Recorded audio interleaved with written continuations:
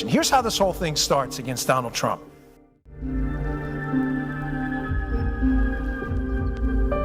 During the election, the Obama administration, which had done whatever it wants because the media is lost in this country, folks. There's no media. Forget it. That's dead and buried. The media's done. They don't do journalism anymore. It's activism, nothing more, right?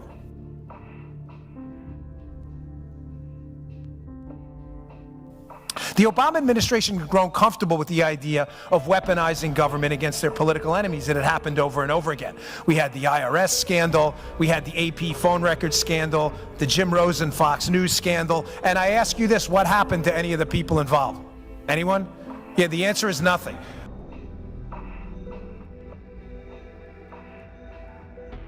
These people are crazy. The Obama administration had gotten completely comfortable with the idea of abusing government for their political means.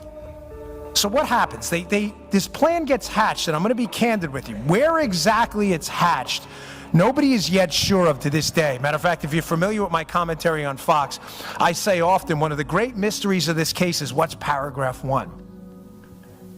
Paragraph 1, what do I mean by that?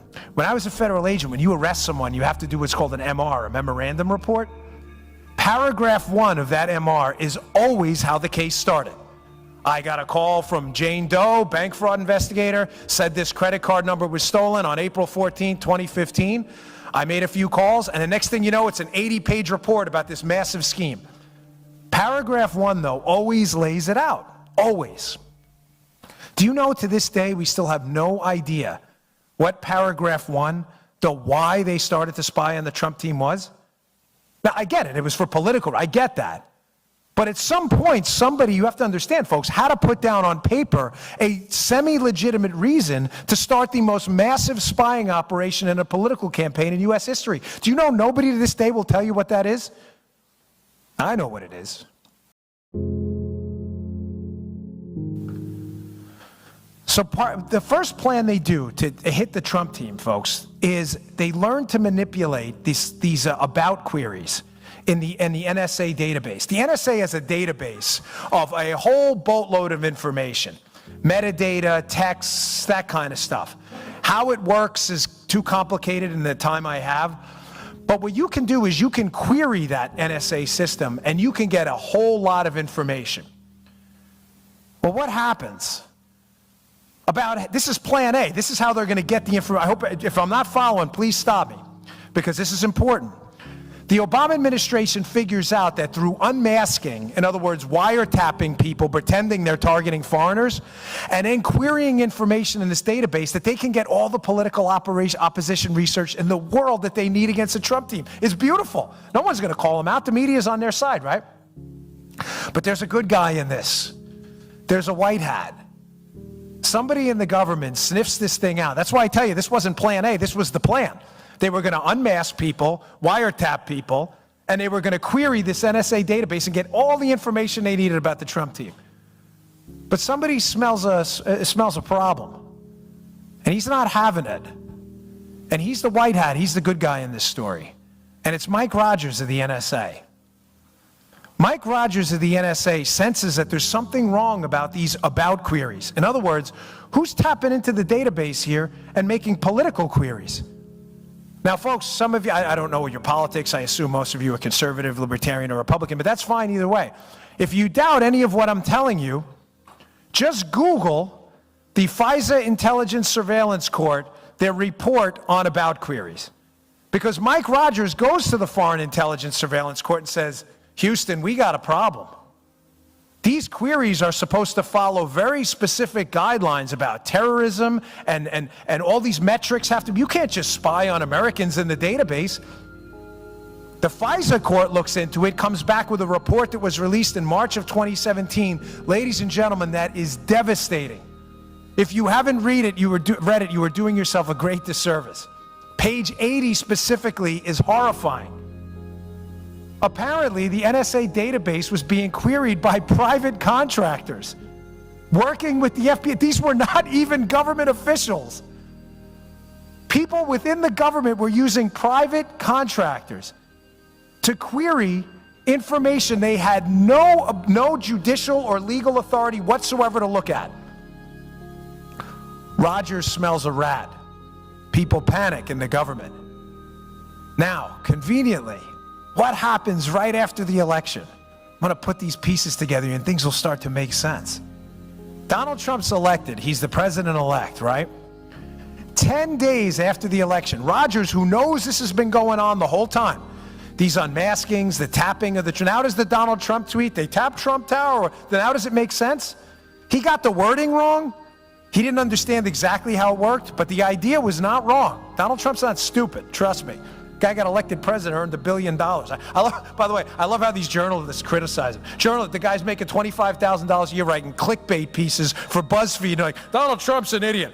Hard pass, brother. Like, well, the guy just won he runs for office the first time and he becomes the president. But let me listen to Joey Bag of Donuts at BuzzFeed. You're right, you've got this. It's like, so about 10 days after the election, Donald Trump, someone goes up to visit Donald Trump in Trump Tower. Who visits him? Mike Rogers. But Rogers doesn't tell anyone. This is going to trip you out totally. He doesn't tell anybody in the White House he's going up there. He visits Trump in Trump Tower, conveniently 10 days after the election, which from my experience in the Secret Service is just enough time for them to go up to Trump Tower, WACA, the White House Communications Agency, for the president-elect, and set up a SCIF where they can talk privately, a sensitive, compartmentalized information facility. In other words, a place where no one can listen in. Rogers gives it about 10 days, goes up there, has this big meeting with Donald Trump, and what happens the very next day? Donald Trump evacuates Trump Tower and goes to Bedminster, New Jersey to never return for another meeting. You think that was a coinky-dink? Like he did that by accident? Oh, let's just go up to Bedminster. I got nothing else to do. Now, again, this is all in the book in intricate detail. The greatest spy story ever told, except the fact that it actually happened, and it happened against you. Rogers has this meeting, Trump evacuates Trump Tower. The very next day, the Obama administration comes out and calls for somebody to be fired. Who's that somebody? Mike Rogers. And they start blaming it on things like drone strikes and other stuff. Like, really? Could you be any more obvious? The Obama administration knows Rogers is the good guy and fills Trump in on this entire debacle. He probably goes up there and says, brother, they're spying on you, like right now. He doesn't know, but now he does. So he leaves. All of a sudden, people start resigning from the federal government after that. You know who also resigns? Bob Hannigan. Now, who's Bob Hannigan? Bob Hannigan is the head of the GCHQ, which is the British NSA. Well, why do you think the head of the British NSA would resign right after that Rogers meeting, right after Trump finds out about this massive spying operation? I'm going to tell you why right now. I'm not taking a selfie of you. I'm not taking a selfie of myself. I'm going to read to you a headline. This is from CNN. See it right there. I didn't Photoshop this. April 14th, 2017. Remember who Bob Hannigan is. He's the head of the British NSA. British intelligence passed Trump associates' communications with Russians onto U.S. counterparts. You think I'm making this up? That's CNN. I didn't write it. They wrote that. So not only is the United States government in Plan A weaponizing its intelligence community to listen in and computer search the Trump team to hurt them during the campaign for political oppo, they're working with the British and the Australians to pass information about the Trump team onto the Obama administration. Don't take it from me. Take it from CNN. They find out about this. Now, this thing breaks down about halfway through. They move on to Plan B. Sorry, there's a lot more to Plan A, but in the interest of time, I want to get through this because the cleanup operation is important. They move on to Plan B. What's Plan B? They realize Rogers is onto them. They're like, hey, folks, we better ease up on the unmasking and the tapping into the database. People are getting caught. This is probably not good. We're leaving a massive paper trail. And what if we lose, right? They move on to Plan B. Plan B is Crossfire Hurricane. They say, well, listen, if we can't spy on them illegally, let's just spy on them legally. We have this beautiful thing called the FISA court, where we can walk into the FISA court, we can get a warrant on somebody, and when you get a warrant on somebody in the Trump team, they have this beautiful thing for the Obama administration called the two-hop rule. Well, it's for everyone, not just for Obama. Meaning, if I spy on you and you're a member of the Trump team, I can hop to everybody you emailed and then everybody they emailed. So basically, all I need to do is get a FISA warrant on the guy cleaning the floors in Trump Tower, and I've got everyone. Because if he emailed his boss and his boss emailed Don Jr., I get everybody. Beautiful, right? Not really. Because they were stupid. They were dumb. And they screwed up. The problem with the FISA court, unlike the unmaskings and the tapping into the database, is they had to produce actual evidence in front of a judge. There was a judge in a FISA court that needed evidence that the Trump team was working on behalf of a foreign power, but critically doing it in violation of at least one U.S. law. Folks, they had nothing. They had zero. Do you understand they, to this day, have absolutely zero? Zero. Remember, don't do it one hand. It's a big mistake. Media people, you'll be a white power person after that. They always do it that way. They had zero evidence at all. The funny thing, I'm only half kidding. That's how worried I am about the media. They're so crazy these days, right? They had nothing on collusion. Nothing. Zero. So what does the FBI and the State Department and the DOJ do? They say, well, we don't really have any evidence. Let's just make it up. We've got this guy we worked with in the past, this guy Christopher Steele. Now I'm going to do this. I'm not taking a selfie again. I'm not taking a picture of you. Don't you worry. I'm going to read to you another headline.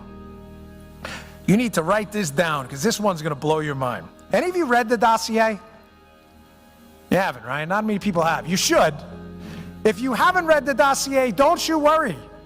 Because the dossier was already written back on April 17th of 2007. You're like, what do you mean? I don't get it. It's 2017, right? No, I didn't get that wrong. It's written right here in the Wall Street Journal on April 17, 2007. Who's the author of this critical Wall Street Journal piece? Glenn Simpson and Mary Jacoby, his wife. Glenn Simpson, the purveyor of Fusion GPS. The article is called, How Lobbyists Help Ex-Soviets Woo Washington. Folks, I dare you to take a moment and read that piece. Put it next to the dossier. It's the same thing. It's the same thing. It's the same story. It was written 11 years ago. Glenn Simpson clearly had this information about Russian influence in Washington. He wrote 10 years ago. Read the names in the article. You know who appears in this article? Paul Manafort, all of these players. So what likely happened after Plan A collapses is they say, listen, let's go to the FISA court and do this legally, but we need evidence. We don't have evidence. Don't worry. Hillary Clinton's got a guy at Fusion GPS, says he's got a story to tell. Ladies and gentlemen, Glenn Simpson took his Wall Street Journal piece like it was a movie script, scratched out the names, put Donald Trump's name in there and said, look, do I got a story for you guys? It's all BS. The whole dossier is crap. Read the article. It's a movie script they recycled. It's a fairy tale. It's an Aesop's fable. It's made up. It's a scam. There is not a scintilla of evidence that it's true. Now, the big question on Plan B till I move to the mop-up operation, Plan C. Now they're in trouble. They're in a lot of trouble because they realize the dossier in and of itself is crap. And a lot of people at the Bureau know it. They need to buttress it with some stuff to make it a little harder. Now's where the Michael Cohen story comes in, Trump's lawyer. In the dossier is a very specific allegation, right? That Michael Cohen, Trump's lawyer, went over to Prague to set up this whole information exchange with the Russians, right? Well, what's the problem? Michael Cohen had never been to Prague, and his passport proved it. Where do you think they got that name, Michael Cohen? You're darn right. They probably were in that NSA database looking up a Michael Cohen and they got the wrong guy. I know there's only one Dan Bongino. I can tell you for sure there are a whole lot of Michael Cohens. Are you right? John Smith, John Brown, Cohen, these are common last names. They got the wrong Michael Cohen. So now you should be asking yourself, who the heck was Glenn Simpson dealing with in the government that gave him that name? And how did they get it? Plan B falls apart too.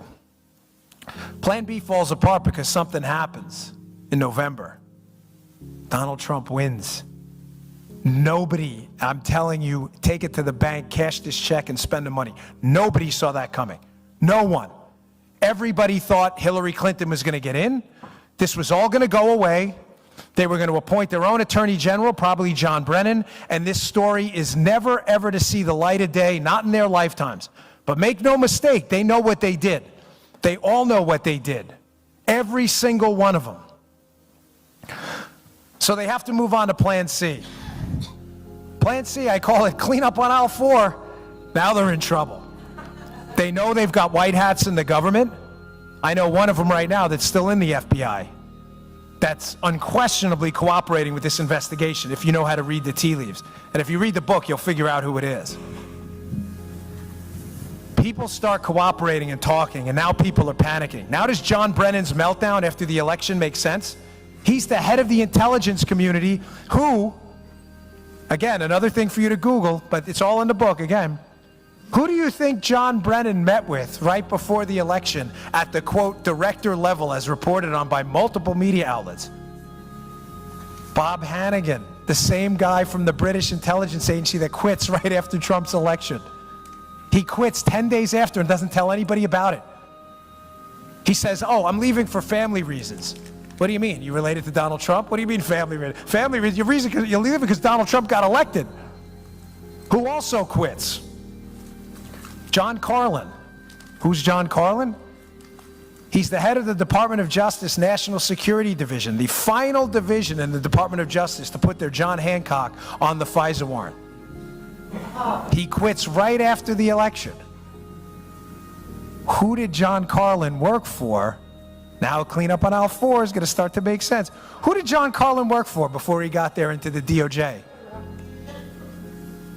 He's Bob Mueller's chief of staff. He was Bob Mueller's chief. Now does Bob Mueller make sense? Clean up aisle 4, get the mops out. Everybody realizes they're all going down.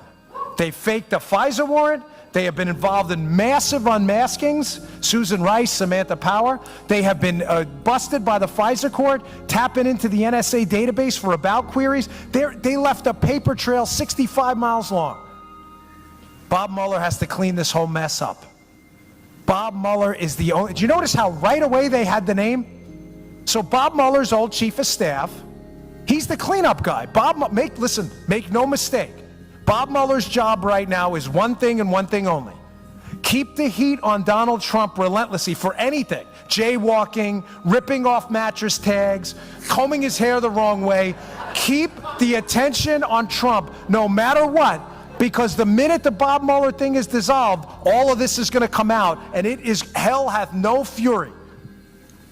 Folks, they left a paper trail. They can't run from this. Mueller is brought in to get Trump impeached because they don't want any of this to see the light of day. Now, why Mueller? Mueller knows every player involved in this and has intimate connections with all of them. The guy who signs off on the BS FISA warrant, John Carlin, his old chief of staff. His chief bulldog in the case, Andy Weissman. Andrew Weissman worked with Bob Mueller. Andy Weissman was the chief prosecutor on the Enron case when Bob Mueller was the FBI director. Remember the Enron case that they screwed up royally? That's how they know each other. Andy Weissman hates Donald Trump. He's on emails congratulating Sally Yates for telling Donald Trump to go pound sand. Well, it gets better. Who else does Bob Mueller know? On Bob Mueller's Enron team, it all goes back to Enron. That same Enron team, headed by Andy Weissman, had another lead lawyer on the case. Who was it? Catherine Rumler. Who's Catherine Rumler? Obama's White House counsel, who was Obama's lawyer while all of this was going on. They know each other. Now you may say, fine, so Bob Mueller knows Obama's lawyer while this whole Spygate thing was going on. What's the big deal? You Google George Nader, Daily Beast, you can read an article today. Just popped today before we showed up. One of Bob Mueller's lead cooperators in this case, who's been selling out members of the Trump team from day one, is a guy named George Nader. Who's George Nader's lawyer? Catherine Rumler, Obama's White House counsel and Bob Mueller's buddy. The lawyer for the lead witness in this case feeding information to Mueller is Obama's White House counsel, otherwise known as the fixer. She fixed everything for them. She was involved in Benghazi, she was involved in the IRS, she was involved in the Secret Service scandal. Just Google her name, put in any one of those things, and who's the person giving the statement? Catherine Rumler. Who was also on that Enron task force? Lisa Monaco, Barack Obama's Homeland Security and Counterterrorism advisor in the White House while all of this was going on. They all know each other. Finally, and I'll take some questions. Your final piece to the cleanup on aisle 4 operation. Who else does Bob Mueller know? Who now has legislative, who has control over this, I should say, right now in the Department of Justice, right? Rod Rosenstein, right? Because Sessions had recused himself, now Whitaker's in there, which was a good appointment, right? A case happens a little while ago, the 10X case. It's around 2015 or so. It happens in Maryland. I'm familiar with it because I worked in Maryland as a Secret Service agent in Baltimore. I wasn't involved in that case at all, but I know the office well. The 10X case goes down in Maryland. The 10X case, a cooperator for the United States government paid $50,000 by the FBI. Comes to the FBI with some troubling information that the Russians are helping the Iranians build their nuclear program and that there's a company helping Russians get a hold of our uranium. It's called the 10X case. It was the precursor to something you may have heard about, the Uranium One operation. The same players are involved. The case gets thrown out on a BS press release on a Friday night so nobody will pay attention. Everybody's gag ordered and it all goes away. That the Obama administration, an FBI paid informant, admitted that we were giving the Russians uranium while they were building the Iranian nuclear program and chanting death to America. Who was the lead prosecutor on that 10X case, the precursor to Uranium One? Rod Rosenstein. And who's the FBI director? Bob Mueller. Folks, they all know each other. This is the biggest scam in American history. Folks, I beg of you, I really do. You cannot let your legislative people, your congressmen or anyone off the hook. Whatever connections you have, you need to keep the heat on this, because if these people don't go down the right way, unlike the Obama administration tried to do it to us, this will happen again. I'm telling you, what they did was such a grotesque, horrendous abuse of power. It disgusts me to this day, and I will never, ever forget that story about that guy we arrested and his crying kid that morning who wasn't going to see his dad for another year. That's a horrible thing to have to do to someone, and it's a grotesque thing to do to someone, to unleash the power of the federal government when they did nothing wrong. And Donald Trump did nothing wrong. And if you read the book, and by the way, one last thing before I get to the questions. It's not a narrative. You don't have to read it straight through. It's written like a police file. I think that's why it's been selling like crazy. You can read the last chapter first. You can go right, it's written like a police file, because the names, like I said, this is an hour-long speech I compressed into 20-plus minutes. The names never stop coming up again, ever. Oleg Deripaska, connected to Vladimir Putin, who's connected to Adam Waldman, a lobbyist who's emailing and texting Mark Warner, a Democrat on the Senate committee. Who's Waldman working for too? Christopher Steele, the guy working for Hillary. They're connected to the Russians. The people that show up at the Trump Tower meeting, Veselnitskaya with Don Jr. and Rinat Akhmetshin. Veselnitskaya works for Fusion GPS on a separate case. And Akhmetshin, the other guy, the Russian intel guy that shows up at the Trump Tower meeting, you know who his lawyer is? Edward Lieberman. You know who Lieberman's wife is? Evelyn Lieberman, Bill Clinton's old chief of staff. Read the book, folks. It's all laid out for you. So thanks for your time. I appreciate it. Thank you very much. I'll take your questions. Thank you.